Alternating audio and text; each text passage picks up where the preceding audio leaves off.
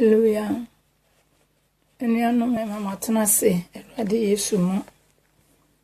Enen so Onyankopɔn nam na dom so ama Mama Lucy ahoɔden osiesie me kama. Asa de mi aba na biem ewo Yesu di mu. Ya nkyere ho no ye bebɔ mpaye.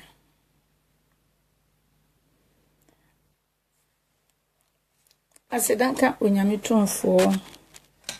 ayeye nka ne din entontrom enka no enimonyam nyina ye Awurade dia osagifo no okutunkrunkunu no osiade yoyo no Awurade una wodi hene na wodi hene na abekoso wodi hene na da wo hene na una obi nche wa hene na una wusi ahene na wutu ahene de wo pe na woyo de opese odum no na abedum no Awurade uyo nyame ne wo kan obi ntime nsesa no to ba na yunso ne nyame asembedi ese wo seye ne dananim enti hwan no te se wo Awurade hwan no te se wo nyansafo mu nimdiefo mu homofofo mu enimonyamfo mu tumidi ye Awurade obi ante se wo nkuto ne wo nyame ayeye ne enimonyam ne ntonton ne nkamfo nyina ye wodia wo Yesu Kristo wodi mu ajatumfo na ye da wase mi mati se han tonsuo obowia omamframa afaye hu papa mesi ne aguguso avoye no ebra bini ne ntiase so na nipa na eboni ayefo ena Awurade ehunu ne awoye na emo wo ma wafre wo mo ne de o ma wafre yan ne de rapa ye nimni awoye maye ewo ya brabo mu ena wo mo wuwo no omo samra meka se ya rush wo mo do makọ hospital papa ye nchen wo mo na ye wadum ya into Onyame ye de nimni wa ya maye se wiase nka o made ye beka se Yesu woye enimonya nka odin ayeye nka entuntun ye wodia nkamfo ye wodia ewo Jesus Christ wodim samna Awurade ne wafre wabawa ene anuanom atenase nkwankwa anu ya asi se Awurade ye matenase ne nwinwini wase ne ntie de wo maye ni obonefo no obone nsa no waka ne senso so dindindi ompene sa de mre ya chiedru onim se da bre wo mfa bibia maye no ni mesa wo nyame wo ye nyame nti Awurade ye sei ni nwuma de nyindara de anadwi otupeti asase so yare eka amaninya enkwanhia enema obi kokoto obeba na kodifo bem ye de na kotum Awurade ye sei ni nyina wo Yesu di mu Awurade ma wo man kokoto nsamre fi nkunu de ne fa danse kese ma wona ye kasa mafo wona ye lawyer wo ye judge pani nti Awurade so wo kasa obi ntumi nsan wasem te Awurade kasa ma wo migration case ya eye nkrata asem ne ade nyinara papa me bompa ye de nyina no mogya mu Awurade nye etene ni nti na abaje nkrata na mai na emu do no hu mobrodo so nta na tro ne do so enso Awurade de ya na otwa wo bo atu jawaji amaye enti Awurade me bompa ye se Awurade wa wo hu mobro no wo hu ye mobo enti kosore hu ye mobo na de wo court won nkrata asem no Awurade ye mfama no Awurade ye mfama no de ne ba yare de ne kunu yare de ne yiri yare anopaye papa ye betie wasem ansa ne ye wie no na sane ma ya bobo yesu nyina no papa wa ya wie mama wo made asedane ayeye ne ntontro ma de oda intensive care Awurade ye na hye wo ne monyam de nipa ene abofo se enye yie no de doctor fo no nsifo se ntumi nye yie Yesu Kristo wo be moye yie obi yiri da intensive care obi kun da intensive care obi bad intensive care obi bad hospital ye moja sin so nsuo sin so Awurade Yesu Kristo wudi mu Awurade ye na jiwani monyam wate wo ma sa to renche ya to wo munyenara obonefo ne boapa eno ori efa sa kwan ne so se de be ye na Awurade ye gidie beto sinin na Awurade ya basa mu bebuo na emo ye de ye ka che na hye na ni wese empo samu no na hye yende me yetimi gina nyame mu ye me yetimi bompa ye me ye nitimi bere bompa ye enti woni mu so dia ene wonima ye ka chense wadi nkuguo enti Awurade a ye ni da wo so no papa me ni da so wo mu no nye kese na wo manfa ni gye da enti wasem wo manfa ho se peda entweme wasem ho papa ni ntu wasem anamo na ye fa ni gye kese entenase enhye wo Kristo ni monya entwe wo ma ye to so miemi e wo Yesu Kristo di mu papa wa menim kasa meni nyansa meni nimdie meni hunu na ya adum bi ana Awurade wo di adom me bompa ye se nesa abriya hu kronkron famimu na kasa kire wo ma asam no nyama sema eye wo wasem te so di asam ne betomani so na de betoma dwene mu sana bie mani ma me hwetwe kronkron mu dia na kire se wo ne me na ti agudwa wo ti adwa yi so na ade me asi wo na so na wo kasa famimu kire wo ma nti ye ne sa ma me na bedu sani ma nyina bewie no na wo ma aye nkodimdifo Jesus widimu na me bompa etumi biara be so de ti awedume no ye se na hihye ye bo wo mu nyina tugu ewo Yesu Kristo di afenya me abofo ntwa me ho ma se ntimi nko no se de ewo se kono ewo Yesu Kristo di amen 120 ne asha ase ye bewie 220 wana wa hallelujah amen yo ye de Nyankopon ase nana ase de kwansiwa kwate is watching nyaminsha upa nana na minshira yo ansa na no nyametumfo na wo Yesu Kristo dimo se ansa na wo ma papa yebekoso no na ebetu enim nyum baako ahye wanimonyam ewo Yesu dimo titi brani mu wiyo nyame enenso wiyo nyamia odaso ye onyame onsa shrada titi breni muno wuyo nyamie enenso wuyo nyamia udasu yo nyamia onsa shrada udasu ye o nyamie onsa shrada udasu ye o nyame onsa shrada frititi breni muno wuyo nyame ye enenso wuyo nyamia wodaso ye o nyamia onsa shrada ye titi breni muno wuyo nyame ye enenso uyo nyamia udasu yo nyamia onsa shrada udasu ye o nyamie onsa shrada udasu ye o nyame onsa shrada titi breni mu yo nyame enenso uyo nyamia udasu ye o nyamie onsa shrada ye titi breni mu uyo nyamia ye enenso uyo nyamio udasu yo nyamia onsa shrada ye titi breni mu uyo nyami wate mesi enenso uyo nyamio udasu yo nyamia onsa shrada ye titi breni mu uyo nyamie o enenso uyo nyamia udasu ye o nyame onsa shrada o titi breni mu uyo nyame wate enenso uyo nyamia udasu uyo nyamia onsa shrada ye titi breni mu uyo nyame wate mesi enenso uyo nyamia udasu yo nyamia fise onsa achra menua Onyankopon oye titi breni mu mresante frinsante Nyankopon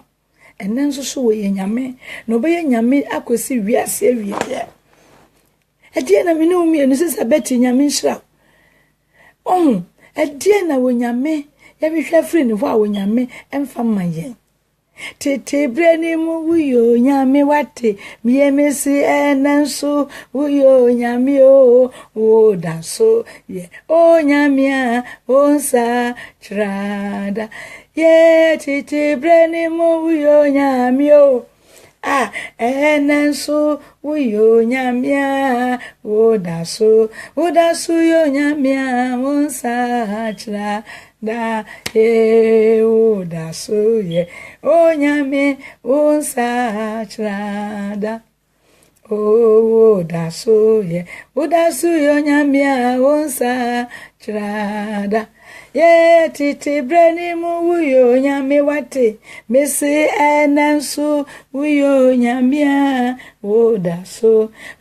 yo nyame unsa trada o titi breni mu wuyo nyame o ye nensu wuyo nyame uda so yo nyame unsa trada. Be magnified, O Lord. You are highly exalted, and there is nothing you can do. O Lord, my eyes are on you. Be magnified, O Lord. Be magnified. Oba Panyamin Shrao. Sister Doris Nyamin Shrao. Yay! Be magnified, O Lord. You are highly exalted, and there is nothing you can do. O Lord, my eyes are on you. Be magnified, O Lord. Be magnified. Be magnified, O Lord. You are highly exalted, and there is nothing you can do. O Lord, my eyes are on you. Be magnified, O Lord. Be magnified, O Lord. Be magnified, O Lord. Be magnified. Sabibi wasidachia enkaya unkwa na midibe mawo unkuto na useayeyi. Jesus senka pipi wasidachia enkaya unkwa na midibe mawo unkuto na useayeyi. Unkuto na useayeyi. Unkuto na usenasi sebibi wasidachia enkaya unkwa na yadibema wo unkuto na usea yeyi. Unkuto na usea yeyi. Unkuto na usenasi sebibi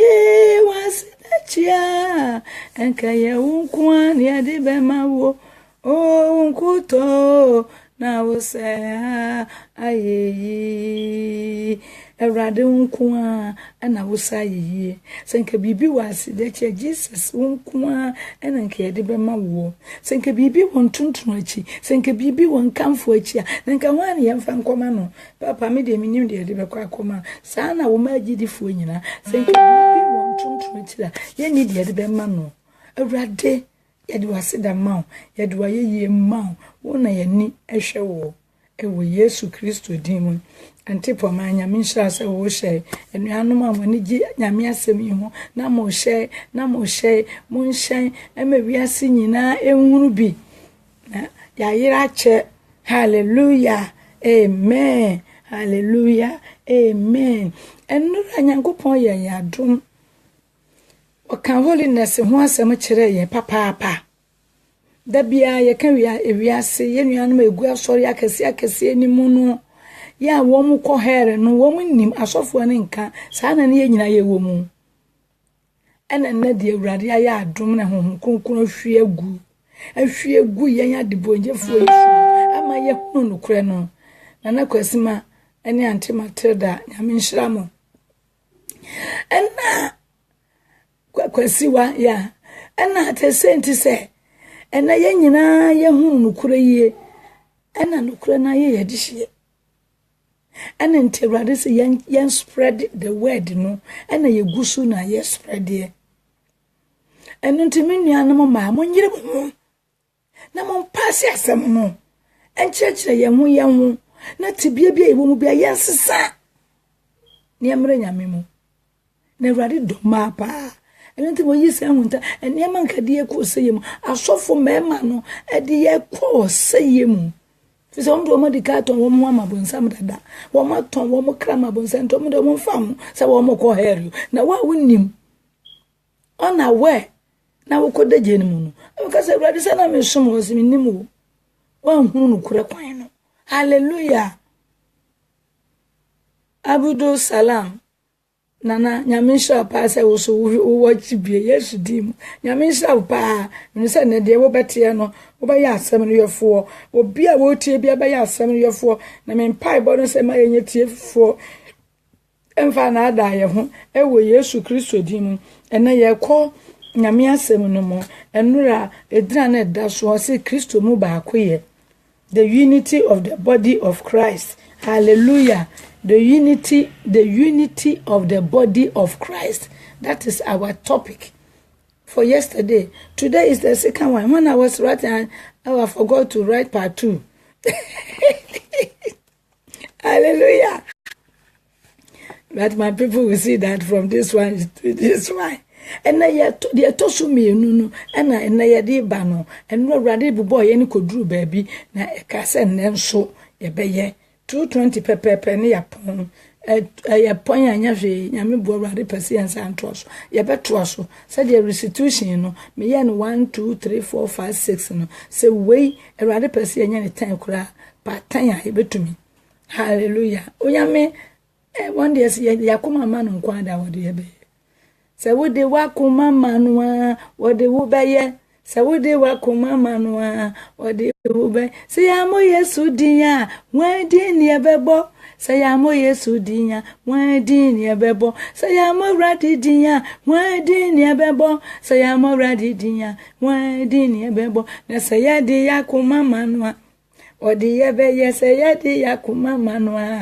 odi yebeye Yesu die wudi wakoma manua odi wubeye Ishmael na Mishra sa wudi wakoma manua odi yes ya mo Yesu dinya wadi ni ebebo sa ya mo Yesu dinya wadi ni ebebo sa ya mo Yesu dinya wadi ni ebebo sa ya Yesu dinya wadi ni ebebo sa wudi wakoma manua odi wubeye sa wudi wakoma manua odi wubeye sa wudi wakoma manua odi wubeye sa wudi wakoma manu odi wubeye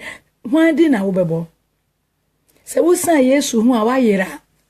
ubotojem ejano dere wusan Yesu hu pe no amane anko de Yesu wo pe o bohuna na wo hyejem hallelujah ntinura Awurade de asemi maye the unity in the body of Christ yenya free Ephesians 4:1-6 ene ekenkan ye enti na ye toa so ene Awurade de bi kan ye ho wode yesa ye chi eko Ephesians 2:2 Ephesians 2:2-6 ti yankenkan ne hwe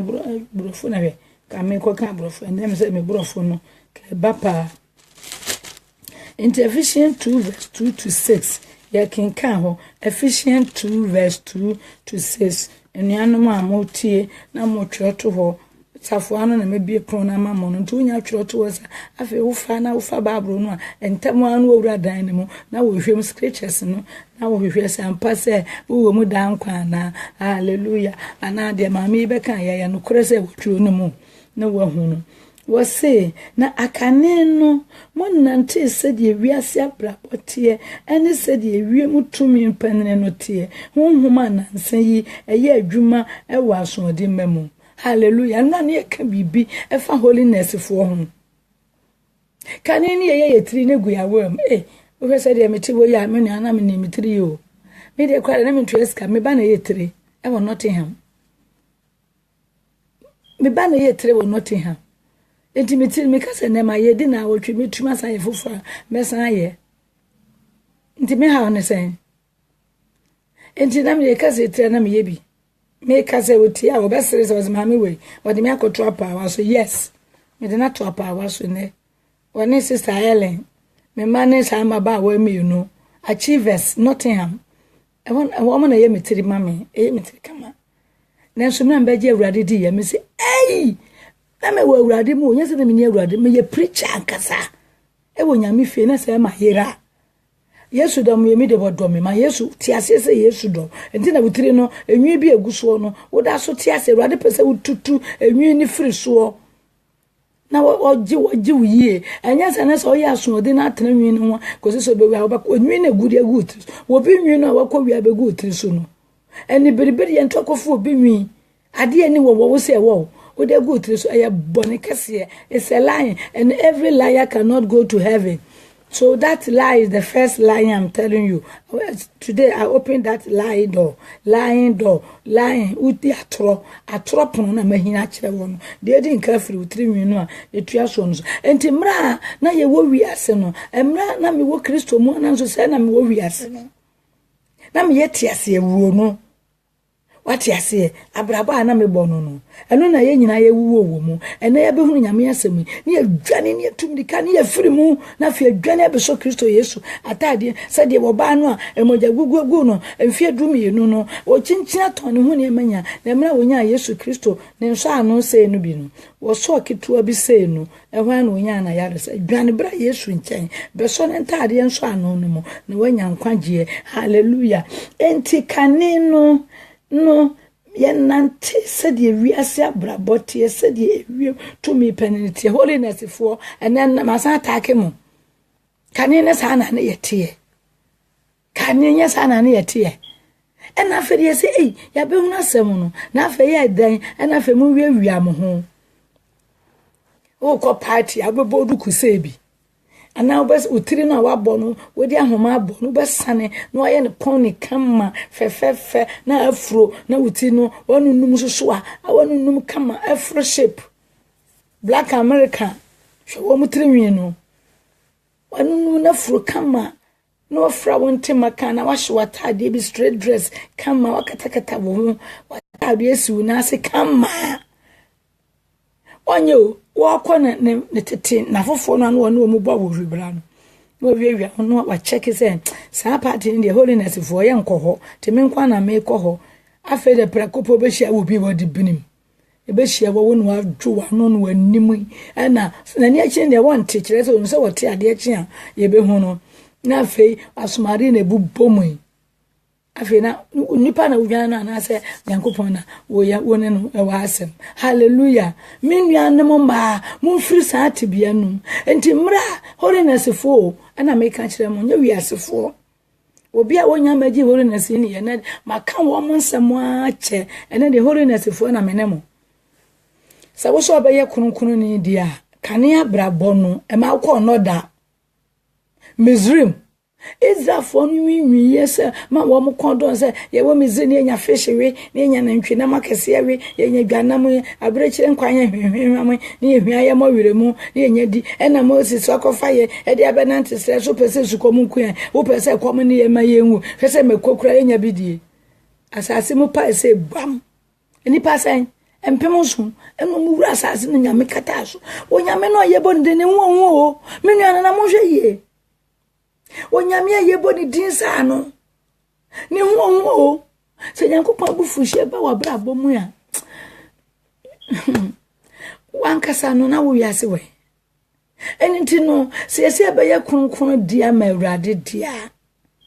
ya bra bo nyina yesu ba nyina ye nipadua nyina ya adwene ne akoma ye kra ye dia ma no se kronkron enti mo me yenhwe yi kane no ne nante sa bra bo fin no mu ewiase se de ewiase abrabotie ene ewie mutumi no epanyin no etie honhoma nansa yi eye adwuma wa asoodin mamu abrabo na mo bo no wiase nyina ho siesie na mo siesie eya asoodin na mo ye eya asoodin maso na adin ewrade sesemo anyai wo besemo ene ma ho yare ye ma eso ya ese cancer anya post Sese ya obunsama boka cancer abaso ene wo ye mai se ya wo ye mai e ma nkoa dodo no ye ma adentia chene de da mokomo no mo se ye wo ena yi na mode eda no to unufu ni ntam wo sa wo no wo hye unufu ntam ene wo twe unufu ni momoja ene wo pu brogum na wo pu brogum na wo pu brogum afi woni be ba ahoso no na wanya cancer yesi bayifo bayi honhom anana ma wiase no ewiase tumi ananse eye adwuma tumi pene na eye adwuma wose na sede ewie mu tumi no pene no etie honhom ananse yi eye adwuma e wa asoode ma mu semate bible no nkenkan mokọ asode amokotie asofo atorofo no nko asofo na adafo wo mo nkasa bible mu asem sei emfa nkire mu ntentum sa mayira ansa na bawu abekọ here na yare abowa wo kwa ayenkoro esa woni nyame yesu nkwa na betimi asa yare wo so nim no ento papa na wudi na kire ewi endo ode ama wo no hallelujah na me amaje ma ade so amen esa nse me nse me ka we mobu afu me obi na obeka amen ama me aje so ama nyame akase nyame nhira no ate ase eno ntinu menua no ma titiriu nyame asem a eba ma ye no enti nura holiness fo no ema no holiness fo ma emema no maje holiness ade ne de omo de se ani wa kono no omo bo mo de na kata wo mane ne fe no ma nhwe ma no ana wo koba no de yesu moja ne bedware no ho a wawie na jamo bro wa wote ne ba bi mo so no wo dwene ne ho twen yesu kristo mai na ma ne de we have problem, the women have problem in our life. Eh yakase me wa ye tan ye ni yesi me ja me 3 ye mani ma ye de sa na nyame bo wo onyame wo ho fema yesu so ma wani nton ni fusa yesu hu ana na ni age a me baba wo ye fe enti kanina brabo ni ewo mu ye nante se de wiase brabo te ene se de ewie mu tumi pani no etie sorry One and say a year juma, a was what in memo. Holiness for. Say, my office, Nancy, a year jumano. Said ye will to me penino, at Tiano. Said the boy and your moy more for him. And in Kenya, mean Shramo. Mamma Mocon not that. Mamma Mocon not that, name wamo. I can't moy more for him. Passamin Cumiani and Beriano, moy more free, you Hini na ma pente mo hwena no mo yi afiri ho ene nyame nhira mo me nse nyame mama so mre mo te asem etimo ba yi sa na me nyina afiri mo ya wusu nyame nhira wo pa se wutie bi ka kire wo yire ka kire wo nua ma wo ma me tonufo sa ayi wati se no yonko ma me pani bi e prichi sa we gine nye oba abrewa wo mo no duku kama no na mo na boso enhye ne ka ba kama no na me baabi no ntwe na basa nkwa asore nto ye yedwum enkamfo adwum na fa nhye nyame animunya na awrade agye no na de awrade ama na duro no owu akọ heaven oni bonsam jemu ne hweka ti bra ya bomodana ne abrewa nkasa wate ewo yesu de no yire no nuama mo enkasa mfa sempa ne nko mo nhye ema afoforo nso nso ntie bi amen yekojiche mu miansa no a yeka kosinsi ha Ose wo mu na anka ye nyina enso nam boy ye mbra ye honam akonomu na ye de honam ne adwene pe na sede ye na wusutie no ye abufuo ma atese wona aka no nso ndi ane kenka Bible pa se ye kenka Bible nki anu gon no nki apepa firi wo ya no gon no etan yo sa wo ye wa no sa no aya wo hwe wo wonim se wa dress wo hu aye tan wa dress kwan menuanom ade bi etan wo hu a wo bi ntumi nka nkire wo na se nyame ye wadum na nyame afana awrade fane mu e kasa kire bo tie na supamu minkasa oni padua nyame bo wo na etan yo minkasa wo hu otan yo mesi empeke ka ho na de ka ho etan na pepagu fa de pepa emra ne mekasa ya mekasa wo yesu din mu nyame na mekasa hon konkon na ekasa kire tie hon konkon na fa ade fa bonsuo na fa fifa wano listike no na nyame enkamfo wate na awrade honhom nsane mra wo so hon konkon tie mu Wodu anu ko na wo ka tonso ya na enika esre kura hwe nyame onkonkro tifimu wano na wo de kan salistic no na de ye nipa moja ene de aye wo ma ya kopo ase aba na eka enti wo ta free sa kania na onim de na onim enti ye ka kire we wieye ene ayi wo se Cynthia Brown ebe kan se wakopo ase ho no na wa ye adwuma wo ba bia ye kwana beef nipa na mo aye de machine ayam na ye kwana beef fro me kono kwana beef bie mo da aso ba wase wo min ka se wo be nwisan di ana kwana beef na ayi wo de se wo bompa ya didi ni de to kwana beef me se me kwana beef me nko ho kra na ma bompa ye me nuanom enti wono no wakan yese ba bia mogya no mogya no ba bia wo mu ko twe mogya no e de ko na e ko yes alistic na de bra mo keka ma no se munnimu a mercy oh God yo mercy oh God and your sister nana mesrel ene wate se wo mo ekeka no e wona na ya usafo radio no so se wonte ye ne onyame se memfa mra me repeat nkyere mo meti efuo me nuanom na munyi mu ho felistic mo ye moja nipa moja tantanie na mo tafriko mu no enti se wuwu e holistic kekamu a me nua you can never enter the kingdom of God. You say what differ ho everything that you did in the world no if you die you are doing now no if you die you can never enter the kingdom of God because there is no dirty lipstick there. There's no filthy hair attachment there. Falseness is not in heaven. So if you die in that situation, Mendia, don't call yourself Christian going to hell. Heaven. You are a Christian going to hell. Hell Christians. Hallelujah. God have mercy.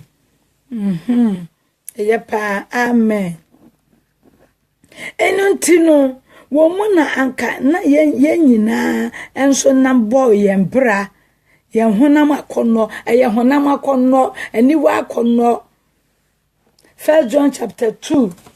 menken kan honam hunu na woni ya no wotu ho afiri ho a wanka se mama Lucy ne kan ye na modi Bible aka na mama ame no ebe kan ye 1 John chapter 2 verse 15 or say do not love the world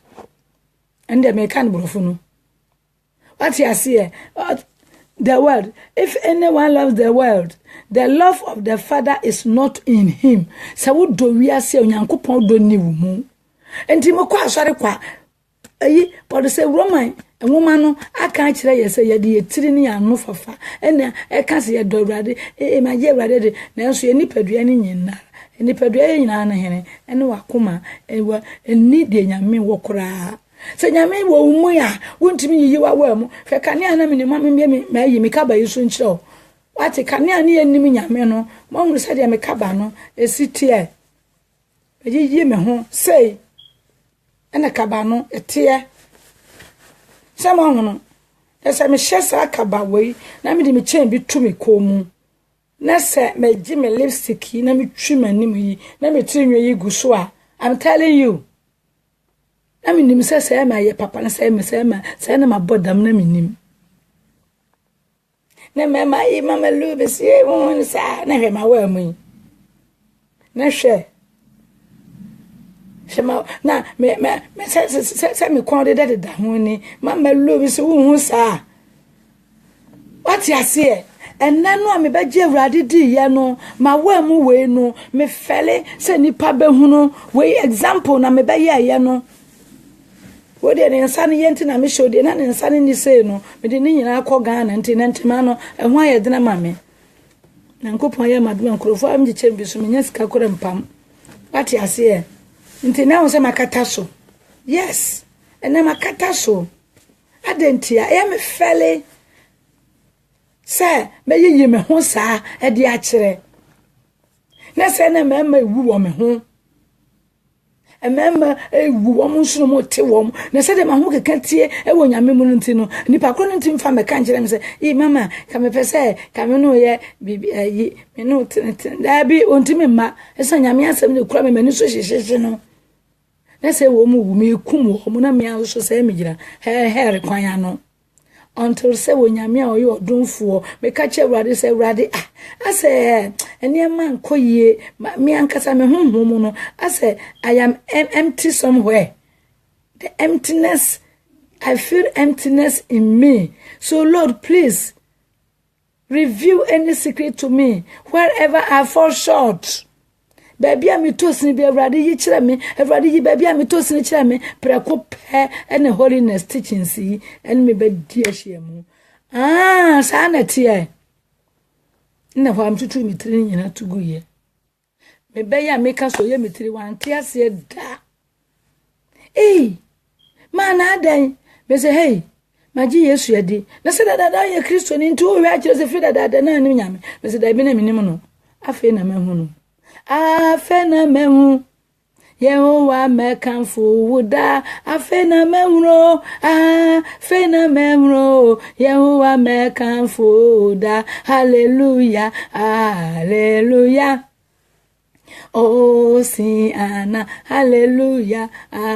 hallelujah, oh, Siana, fena memno, Yehuwa mekanfo wuda, fena memno, fena memno, Yehuwa mekanfo wuda, hallelujah, hallelujah. Oh, Siana, hallelujah, hallelujah, oh, Siana. So, emra me behunu Yesu no. Fede me yiyi ma sumade me pia ni nyina ni bimu twa. Amana ho na adwena mtugu ye, me trousers nyina mtugu ye. Na fe me na mte kwatere kwa hwehwehwehwehwe dwene ho won hunu de wonye o si please tell us your contact won hunu de wonye mate meye me hu ni wi a me kame number e wo so wa wo pese wo frɛ me busa me bia question bia me kame na me de number betudwa nyame nhira wo pa wo sani pa wo de sa message na ba no what you say obi pa me number no busa me na me de number betudwa me yire fi amonka me. What you say? Menu anom. Ebra me hunu Yesu nipa omo me hu nyina e bofiti. Na maame ane se wabodam. Wa mo ko na me ko bia se life no de. Me life na ye dan. Ye mpese me ko bie. Na me say me de nyame ase. Yes, ene kanisa na mawu. Na se me na me wi ase. Ene de afet me hu se me ni Kristo ne nam. Emu na Awurade be yi ne ho di kira me. Me hunu me di ma ho to gidie. Me gidi yes a gidie no mu no. Kurunkuru ye no. Na wotwe pepepe na Awurade me da ho. Na Awurade baaye. Na obeka me. Obenya na me na hwe nanim se ya. Wo ma sa amada. Aya se de na no Yesu wa abutire no asa agina wo se ya. Me da kakra no asa bom biem. Ti mani no ye ne nsase enani mu no me hunu sa ma sorry me sorry ye na me nipadua ne da nipadua we e mobo nipa ka fansase obo ka se me nipadua wo mobo ka kire wo nipadua bia me se nipadua wo mobo ne bo wudini nipadua kosoya nipadua adwoa kwa me yaw ahwan wo mobo so hunu sa wo mobo a wo fa wiase bibia nka wo ho da wo betan se de o ma me wo yo ho gon se na wo so ho ayefe me nua wawu wo te hair kwan so wo sofo entimi mprichi wu enka nkire wo se de wa ye wo ho no esan se wo tua correction esan se wo tua ntutu so dudu wadwuma ye entu anya hwe kwan busumi bia wo nko ano ye nya 100 pounds wo san se wadwuma bia wo nya 1000 pounds wo nya 1005 wo nya 150 wo nipa ba ko o say we correction ka ho afi da bi wa no to shirt nice one na da ko chene nto onka se wuwu benadu jamfi nyame sha se wo woche me semrante na munim computer na mon share Vivian Obrimpon so wo woche ampa wo so share pa why me sem mon share ma me na ya na minim ye minim computer na mu ye enti me se mo nhye na nyame mantie bi obi antie no onwane free ogya no ayedere ahum no etu no adan no enante epam nipa enua no ebetutu apam nipa wonyina wawa wodum ni nyina ebetutu sei adan abrosa yetoso wotwe edu ukọ abrochi memo abrosa bi toso 21 ni nyina ebetu atua pam nipa na hinifa na Vivian nyame nhira sa wo hye nyame nhira wo pa nyame nhira wo Awurade ma de da wakoma so bia so peso hunu nyame yie no Awurade ma no konkono enwura wo mu na hunu nyame yie sansa wo de na dwuma na ansam ekwa ama afoforo nso atebi ewo Yesu Kristo din mu hinifa na me wo aha na me kenkan sekan was 1 John chapter 2 no verse 15 no was wo bia odo wiase no de wiase ne makeka ne ho no wanya Awurade dia enti sa wo ye holiness ni na wo wia wo ho ye ya ne ma bi ne ma no ya firi mu no atantane no ya firi mu na se wo san ko awia wo ho ekoya me na wo sisi mi ana sisi wo holiness fo ma mo hwe yie mo suban ne ma brabon me se no ene ne ewo mo ya na ahosiesie no eno nyina ka ho ma ka frem ewo Yesu Kristo di mu nyame do eni wo mu nyame do eni wo mu and was saying if anyone loves the world the love of God is not in him so wo do wiase a wo di wiase ne ma drodra wo wa po wo ho se go wa wial wani achi wa toto wa no nko mare gugu kom no nso mare ni de gugu nsa no kalenti a wo gina so wo nya nyame ba wo ya bonsam ba hallelujah wo gina ha here no so a ahomaso no amma wo ho so enti ahomaso no asobrache wasene wo kon eno no enintra ba holiness ma no to mpabo ato tenten nyina ato agu no ha se to 3 inches ni flat wine no aja wonama wa utim se afi wa kofom wan kasa wo honhom no utim se wa kofo na asumdwe be so aba ho enti mra Awurade be fam na ekon do o ka kire me say do you know that I like your gray hair what kind of brofo na me say you sure really me so sumdwe bi e ba ye fisana me ho Yesu Kristo asumdwe no da no woni me ne nam no menim sa me ne Yesu ne nam enso me nan ka fom ena wodi mi ahye ne moto mu na asumdwe bia e ba me so no efiri ho me wiram ho da me nua me to me ni kapre wo bisa me 10 pounds na me bi ma we bia na sesi an obi dia be cheme enso me ni ji ma ne brusu adenti Kristo Yesu asumdwe no was it do you know that I like your gray hair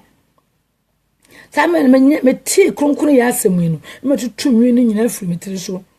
ka fe nsera no dudu ko abo metiri so e ho na Awurade be kasa kire me en so me preach bebrebe na Awurade me kasa kire me da.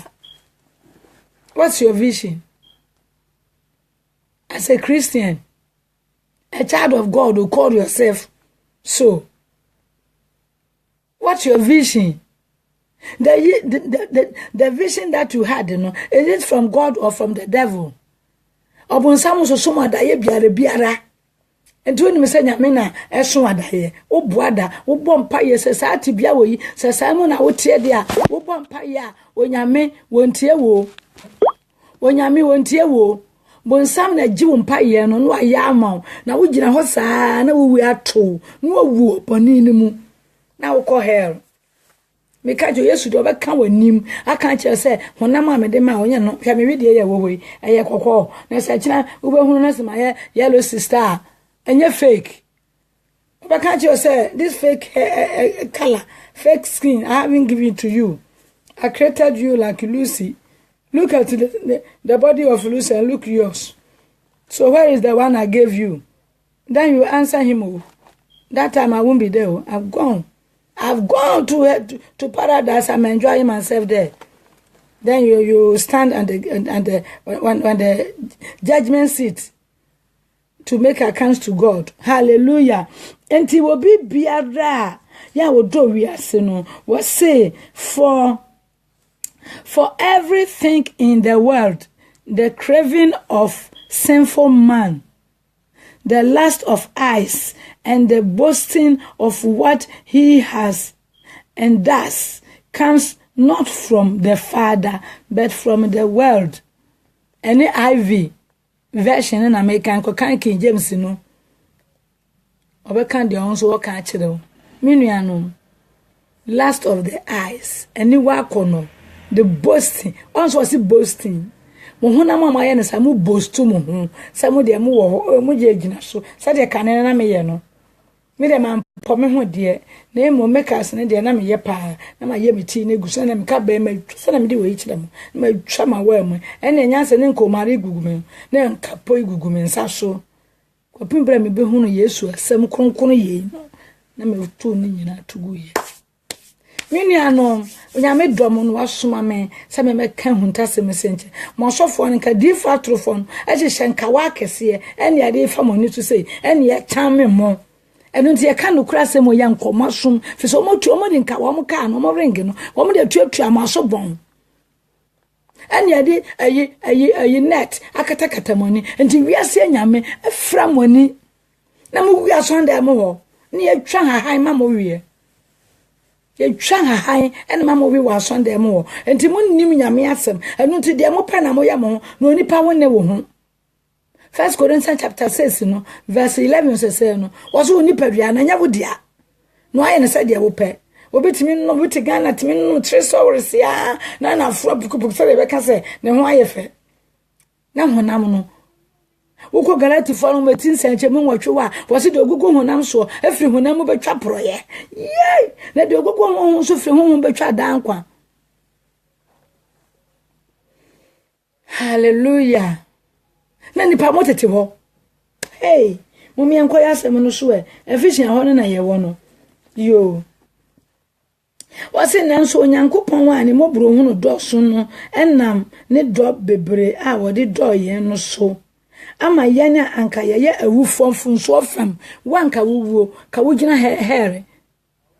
ekwan ano ho no onyankopon nam na do ne mobro so yamfo so anka de ekowuo no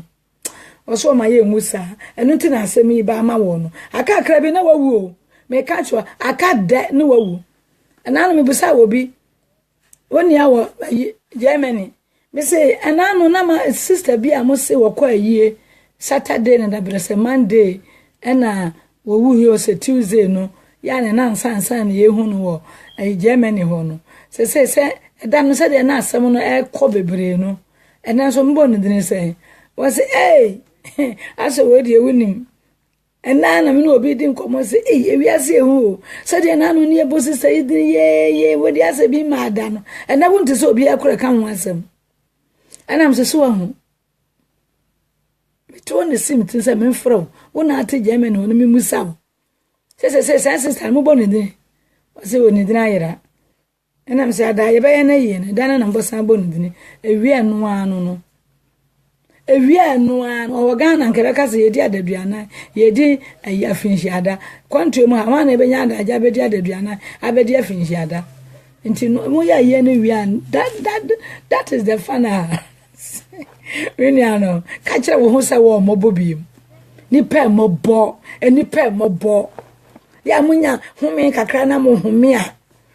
na mo ye dwa no ma pom wana mo we mo nya enwi na eba na wo we tugubusa ho se sa enwi na firi hene ehene wo twa wani achi wa behunu nwi wo hunu nwi da mo jana eno honam na abehunu nanso ba bia nwi no de asa no twa ho wo de obiare ho nyina awi a no wo twa ho abie ho no afese nwi hihye wa enwi hihye wo enso kuro no wu ya wo ba mu se nwi no asanyefu wo enti won suro nyame abode won suro nyankopon tumi enti won suro nyame ne yeye ya ye ka kire ma monte obunsam afa ye munumumu nti ya ma amenum na ehunu ana wo man kire ye nyine ye so ye kwa asori abunsamfo asori ene ye ko enti nenke betumi a obi antra ne fie nsum ne nyame munya group bi a na ba aku fie na ma sori na ma ko hye de suafo ne ye na ma ko hye won ma so mu nyame ne na awotwe ma ka kire brother na awotwe wo su fie ne beba sister emfa hu se sister no wo hand down one bedroom awie mu kura ho so duru so monko ba bia wote na monko fa nyame enkasa wo ho na mompa ye wo ho me fie wo fo no hu se nyame ye de emunya asem ko aso da mo ema yi wori say ya ji musika edi kwa so foto nyame asem empaye o awrade yankopon atamfo bia ye tu sawa no so no be bompa ye ewo wom ko mutumi nka Jesus name in Jesus, in the name of Jesus. In the name of Jesus. If you say ya tebro fon kakran kakrabi, and ya di hunu hunamo. Want me ka in the name of the Lord Jesus Christ of Nazareth, no, ni dimo no, waya yare bia wo so friko. Want me ka bi in the name of Jesus. In the name of Jesus. In the name of Jesus, I'm dear chire. My small simony a friend, and the mama Lucy Biomani. Hey, what tear so won't tear so bad. This mean can't show. Holiness for me, woman so, Nayana Sako room. As I call we ask more. Or my good, I saw the fear one. I saw the fear small drew woman. Now, call woman yapa, and Melrade. Tanani at Tiana Raddy, to still a raddy that saw her, or ya Jumaho, a uni mafri ho. We ask one day, I'm a power chow of Frana so man fan home. Nay, and Tiano no, Sana near tear, near ye, and for ye as a dim for, Nanka ye woo. Nanso Awurade Yesu Kristo na madom bebre so onyankopon enanemo bro hu do so eno enam ne do bebre a wode do ye no so ama ye ne anka ye awufuo mfunso fam eno ene Kristo nyankwa Yesu Kristo ni wo na ma onyankwa entuma ni wo na ye kwa Jesus Christ died for funny. Is it that Jesus Christ died for funny? Yesu Kristo be wu sa yamfani ko concert. Yamfani ko jina platform so nworo no ho. Ana yamfani ko cinema. Ana yamfani ko party ase. Mo just party. Mo yiyi mo ho na mo dadeja. Mo dadeja. Obiara wodasa dadeja ne bia can never enter the kingdom of God. You call yourself a Christian. Na bibia kro ha nyame ya say asofo ma no. E ma na omo so mo ya asofo no. Hwe wo mo life bia omo de kanyame asem. It's shame to them. Yes. Also for my maybe I want for me na me nkotwero mu na me nka ntense de waya ne ho no ya ne guase e ma ne papa na wo bo ne dini no. Also papa ne Yesu Kristo na life wo de kan Yesu Kristo asem ni a me ne me onu be kotwero no mu no approve ama me na me so approve ama no. No mo say na life why model to the youngest. Ace of my micro dress say, Ace of my micro dress say, near Toby Shan, near Toby Bro, and Jayo there. The mass of my image now, mere babrumu. No, I can't back or some or twan and some, then the pair bodies, move any pass uncle for no more. Bon some of that damu. Moon, no more do one much ye. Hey, and that me listeners, no, Pastor Gabriel listeners, no. Young uncle Pondo, my back YouTube or any Facebook one, and I do one and cross all them. Edu ko sera na yehia e wo Facebook no so ye tena so kanya me asema 3 hours she said no na hia and na kwa so there 45 minutes na so for no hwe ne watch ya kwa to na nsesem ya to nwuma sa bontwini yi asa me fifrefrie ni aye worship kakra bi na worship na ye nsoma ba wa no one eye for no enwi akata ye ni baako one eye mo hwe America sika na ni na da so nominati ana na wo ma gu aso dem honya ye numinati enko ha na ninwi wo to nwuna na opia kwa ha na wa ya na nwum na enwi na bekata no asa pia ne nani baako oni pa wo na woni ba obi so atwa ne tiri ama na beka na ama na ni ne seni ne mo maso nyina ne nani nyina kata na otiwi ase ade na ogie ede na mo sofo nka ne sofo maamefo ne asofo yire no enka nkyere muntin munhunu mama Lucy mi di Lucy he me mutu madure nka me nominati osoro kura wa mama ho ze womo de womo ya no kura me kura do mi ni me ho adaje hallelujah nti anu no wose adum na wose na wode adum na wode aje mo nkwa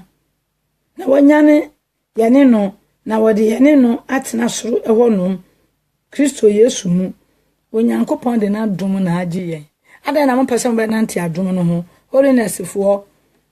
ene ma na mo so gugu aso nda mo no nkrofo nwi no mo de agu mutri so mo se yeah me nya no se mo nim de nwi no ye mo mu fie wa ahonhom mo fa agu mu fie ba ifo bia ne wo busuema wo ye wo enwi na so no na ye wo hallelujah ti ya kwa scripture bi yakọ Titus yankọ Tito nwoma no wo kwa di isem no bi hokọ na me nkyerɛ ufiri Filipo na akọ Kolese na akọ Thessalonica na akọ Timothy ho na ufiri Timothy ho a afi na akọ Tito eti say miensa chichemu miensa Tito chapter 3 verse 3 wase efiri say yanso akane no na ye yankwasea me na medidi wataba na Bible no me dem nka bi nyame na eka kire wo wase efiri say akane no na ye yankwasea asodenfo enipa wo funfum asom akono ene anigi ahodo so wate min ko brofo ne bia brofo no be ma wo ma ete brofo na te ase yi e wo hene kura Tito wo hene brofo no wo wan oh brantem Tito wo wan te ase enti menua no me kan brofo no e ho no kakra no verse 3 no Tito wan oh so brantem brofo twen Titus chapter 3 verse 3 wase remind the people Titus chapter 3 verse 3 at one time we too were foolish, disobedient, deceived, and enslaved by all kinds of passions and pressures. So any jidi ahodo akọ party akọ ada seven adore what can I say adore me kan me hunu kan obi atwo ne ntantama mame ya na mu hunu asem kra me pe adore ahodo birthday party na hwe de ye wonnim wudi abato wa kana o kan che o se me kra wo mobbo me ni padua wo mobbo no enka sa birthday ni bi to kra nka wonka umoso wanya mfia aduasa no ntidian entu wu se abekọ heaven eno na dwene ho nya bre enka frefre ni pa mombo mpa yese me nua no mesremo ena manya mfia aduasa no Erade adoma ode afi ba kwa to mafi aka mafa mesremo me nyina mra na ye mo nyina mbbo mo mpa ye me se Erade mama adwensa kira na efiri sam se Erade de me nkonya kyame abedu sam ya mo me mpa ibom ne mo mpa ye na Erade nse same mabrabo fi bia me wo mu nka babua ede ya ji ani ena mejimeni anije sorry wanije bad than wa yoro one day enti montie Messiah sepe frisa yanso akane no na yeye enkwasea asodemfo enipa wo funfum won se da bia ye boni tie nyankopon wo gine su tisu no wakwa so da na Erade ba na menye kunu Erade ma menwo ba ma ware mfie nu ni menwo wana esi wa wo ho kwan warankasa ene wasi wa wo ho kwan mebo aka kire nse mebo ai ebu sam sai ede be nti na me yankasa na mesi ma wodi ho kwan na men chiro de nti a wasi wa wodi kwan bo hu mo fi se nwene wugu mutu so list ke na matafra e ko mumu ne ko ya de papa wo mumu e ko ya de papa mo fi se ko ya de papa ya fumu de didi nyankopon atam da nyankopon am ya list yi nti ya de red ne kaso na ya fe e didi nyame atam ya ni achi no wa anye ne yi ti ya vere ne sa to a e didi nyankopon atam wan hunu ye ada ne ya ntwa ya so ma so kakrakai ada na ne nka bi ntwa ma so kakrakai emfi na me nhwehwe de me hwe be ya me fe na be ya ni pa nyina so fe na ma so ne de da so wo na me hwene ya boli ya tua hoyi enka me pesa me ya na Michael Jackson ya ada na ne nka me nko yi ne ke anya ne fia abrofo hwene ene de da so tua ho so mo nkwasi asem onyameka osi ya yankwasia tinyame na me kon nya Bible na ka won yankwasia sema yeye etie nyankopon na da bia ye fum nyame every to say our sin is continuous, it doesn't stop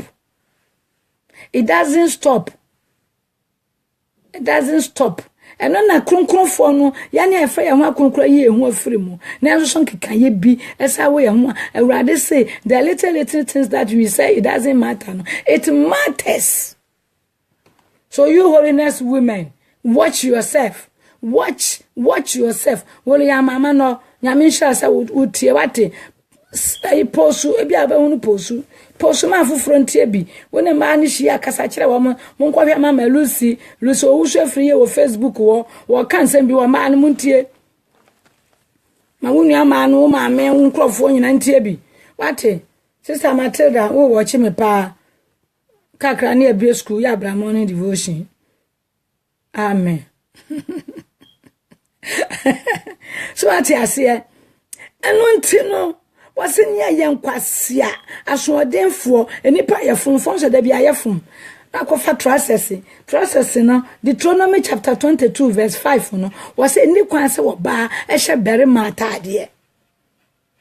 eni kwanse wo ba ehye bere matade minkin kan kire mo man ka say mami we and wo bodam na me ka change my bodam I'm happy because my bodam am mewrade I am happy. I'm mad to Christ. So for Christ's sake I'm mad. What say a woman must not wear men's clothing, nor a man wear women's clothing, for the Lord your God detests anyone who does this. A detestable for any Christian woman who wear trousers. And this all the trousers ko so and now so for and kan kire wa eno be kura be dia dance de din kan say so for no person ni nyina ko hair. He say we seduce no wo dressing no wo hu anu otafetafre na no wa fa wo na komemu so for na fa wo e wo na komemu tu ni nyina ko hair wo no ama na wo na wa seduce no enti wo ni so for no e ko hair wo na ade ne ko no hwe mema dodo e kan wo wa wo do mu nyina ko gugem. Hallelujah. Glory be to God. Amen. Once I say obi anka amen. We Yesu Kristo kasa. Nipa duosun mienu, nipa du mienu pe de ka Yesu. Nipa duosin adwane. Enti mi preach say, na say nipa ba ko pe kura na be kawo atan wa tie ko sikura me de nyame ase. If you say asem nya nipa nyina na pe. Asem nya nipa nyina na pe. Wama bonsa mafra wo mane no wo batena so asem we ba ifo be o kan se hunu munya no nanso na yenkwaje asem ajakun Philip, you are watching. God bless you. Nyame nsa mu nyina mo hwe wati ase ya fonfon som akonno ene anije ahodo ete ne bone ni tamu a won ho eye ahi na wotentane won ho ye ho ahi yasa tentan ye ho ahi. Oh Pastor Gabriel nyame nsa oh yasa tentan ye ho enti ye ho ahi ma awurade onipa dasanya wota wonu ya mese fansasi uboka kire wa ankasa woni padua se ye mi ni padua ma emobo mini padua ma mobo se ni panim de nyame ebe yeye ne a ke frisa mrei we wa wuro wo ho wa po wo ho a kokotonkuto ha se esra na honam no nyame de bo wo se bi wo enipa ye ni munyansa wo po ho se de ya na wo gya busumi miensa pa next skin no nyame de bo wo nsa asan eba ene nyankopon de be gina so bu atan no nana nyame be gina so bu atan no nyame sha Pastor Gabriel nyame sha wate Pastor Amen this enema be koso wo ma na fam wo wiare wani achi no na asan afu wo wiare na asan afu ni nyame ekun no atonku ebe po wo ho na po wo ho wo gya ya na ho ayetum ena me mo ayetum na mo ayetum no asa kotonku no asa de asra no asa pede ano odini kura biem asa de afrem no asa de na wo po ho na wo po wo ni nyame ekun de bia wo ni pa ne ho ya wo ni nyankopon ekun wo ni pa wo ne ho ya wo ni onyankopon ti asefo obo ade ekun wo de nya be ma na preach o ba na preach me te se wa ene ma ye mabawa na monya mfie aduanan ene mfie aduanan mienu ne ayi nyina ya mema metimi awo mu nyina wo Yesu din mu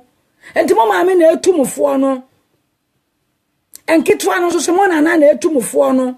enti montie na momfa emereba na to na nsesam akire ya che ena de ye nto na nsesam enka mbetena we anansesam siseseswa kwaku ananse na okọ wira mu no ko hunu eno man ko hia miensa eno ha ena de etwa ye no mu Yesu Kristo ni wuo ni wusori ye ho asa ena e ka kire ye mane ye nananom hallelujah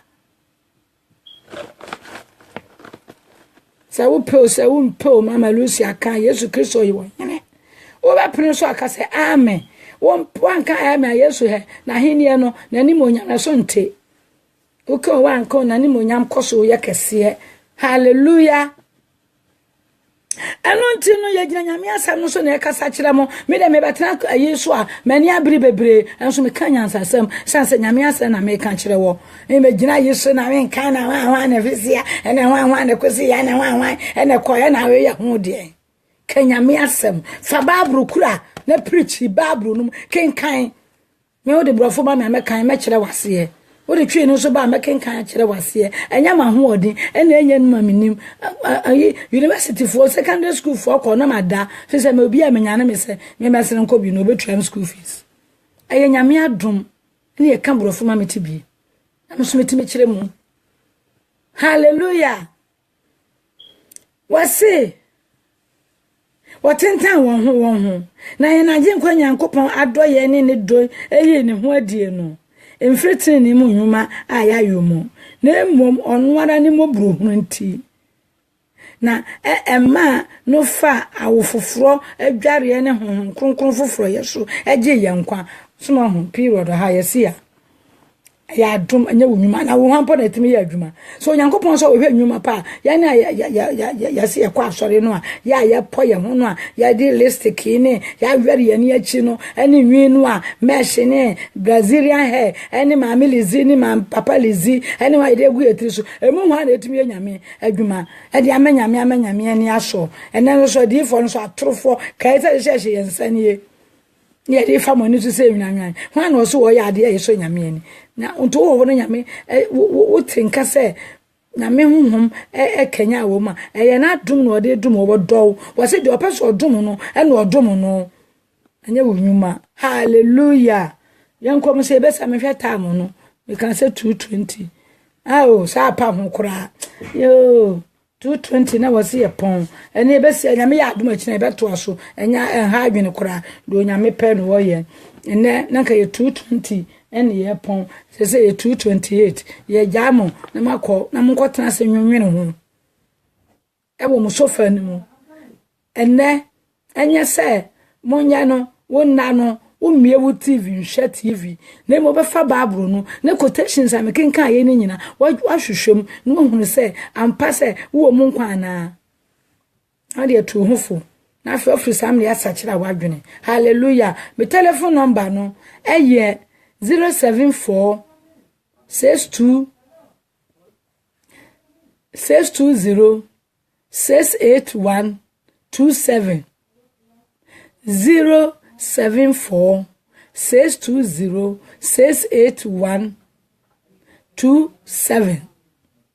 it's my telephone number no what person will frame me bia concerning everything Bible from Genesis to Revelation no wo bisa me ho asem bia anya me na meyi wa no na emo nyame ho kronkron e na obekasa ya David ase yo yeyi wa ye kanfo ye hye ni monyam bebre wo de odi abedre e wo Yesu din mu amen mama bye.